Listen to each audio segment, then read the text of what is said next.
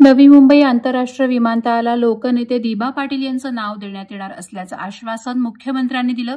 या विमानतळाच्या नामकरणासाठी रायगड, ठाणे, पालघर, मुंबईतील भूमिपुत्र प्रचंड आग्रही होते। विमानतळाचं उद्घाटन होत असताना अजूनही दिबा पाटील यांच्या नावाचा प्रस्ताव पूर्णत्वास गेला नसल्याने प्रकल्पग्रस्तांमध्ये कमालीची अस्वस्थता आहे। बुधवारी पंतप्रधान नरेंद्र मोदी यांनी त्यांच्या भाषणात तरी दिबा पाटील यांच्या नावाचा उल्लेख करावा अशी अपेक्षा स्थानिक भूमिपुत्रांकडून केली जाते। नवी मुंबई आंतरराष्ट्रीय विमानतळाचं उद्घाटन बुधवारी पंतप्रधान नरेंद्र मोदी यांच्या हस्ते होणार आहे। सध्या मुंबई, नवी मुंबई, पनवेल आणि उरण परिसरातील विमानतळाकडे येणाऱ्या मार्गांवर लावण्यात आलेल्या दिशादर्शक फलकांवर केवळ नवी मुंबई आंतरराष्ट्रीय विमानतळ असं नाव लिहिण्यात आलंय। त्याचप्रमाणे विमानतळाच्या मुख्य मार्गावरही अशाच प्रकारे उल्लेख असलेले फलक आहेत।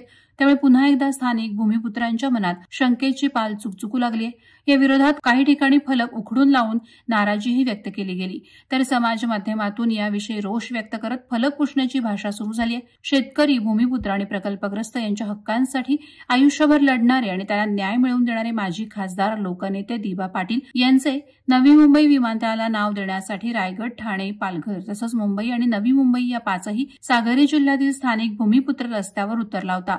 त्यामुळे राज्य सरकारला नवी मुंबई विमानतळाला दिबा पाटील यांचं नाव देण्यासाठी विधानसभा आणि परिषदेत ठराव करावा लागला। मात्र या ठरावाला केंद्र सरकारने मंजुरी दिलेली नाही। दिबा पाटील यांचं नाव विमानतळाला देण्यात यावं या मागणीसाठी 6 ऑक्टोबरला आंदोलनाचा निर्णय घेण्यात आला होता। परंतु 3 ऑक्टोबरला मुख्यमंत्री देवेंद्र फडणवीस यांनी मुंबईत बैठक घेऊन विमानतळाला दिबा पाटील यांचं नाव देणार याचा पुनरुच्चार केला। मात्र त्यासाठी 3 महिन्यांचा कालावधी लागणार असल्याचं सांगितलं। परंतु नाव निश्चित न होताच ठिकठिकाणी लावण्यात आलेल्या फलकांमुळे भूमिपुत्र संभ्रमात आहे। जर नावच जाहीर झाले नाही तर फलक का लावण्यात आले? बुधवारी विमानतळाचं केवळ उद्घाटन होणार आहे, तरीही दिशादर्शक फलकासाठी खर्च का करण्यात येत आहे, असेही प्रश्न आता प्रकल्पग्रस्त विचारू लागलेत।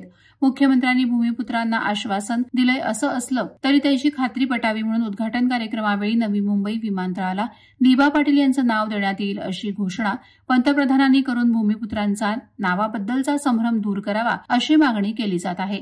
वादळवारा लाईव्हसाठी न्यूज ब्युरो, नवी मुंबई। नवी मुंबई व रायगड जिल्ह्यातील ताज्या बातम्या आणि घडामोडींसाठी सबस्क्राईब करा वादळवारा लाईव्ह चॅनल आणि दाबा बेल आयकॉन।